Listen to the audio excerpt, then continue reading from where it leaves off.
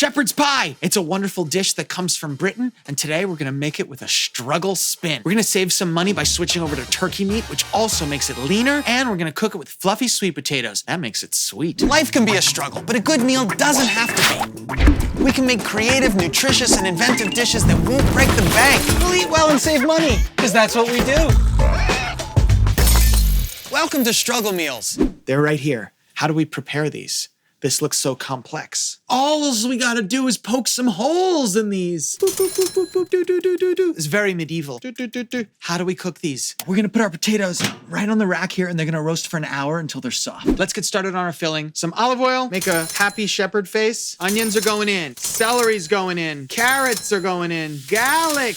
All right. Salt, pepper. We're gonna head over to the herb garden and get some deep woody herbs. We're gonna go with sage and thyme. I'm just gonna get the leaves off. Got some sage here. Sage going in. Ah, love that smell. Sage and thyme are like boom, boom. They add so much punch and they're so affordable to grow. My onions are just starting to look semi-translucent. Turkey meat. I'm just gonna break this up with the spoon a little bit. Yeah, this is definitely a meat pie. I'm just moving my turkey around. I wanna make sure that it all cooks, gets slightly brown. Traditionally, this is made with red meat, but I'm using ground turkey instead because I feel like shuffling things around. We've got super soft sweet potato in here, but I'm just gonna cut them in half. You just come in with the spoon and you scoop out the flesh. We're adding a little bit of milk just to thin it out, some Parmesan cheese to aid in flavor, meltiness, and savoriness. Got some butter here, gonna break it up a little bit. Some nutmeg. It's just gonna give us a festive, savory little zing. I like to buy these whole because they last a lot longer and the taste is so much more pungent. Let's get a little salt and pepper in there. Boom, boom. We're mashing this up, mixing it around. We're gonna add some broth to our meat and vegetables here, but we want that broth to become a gravy, and that means we've gotta add flour. We're just gonna work this in. So if you've ever made a gravy or a roux or anything like that, this is the same concept. Once we put the liquid in, it's all gonna make sense.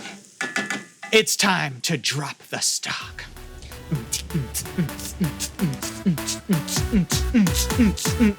Ibiza!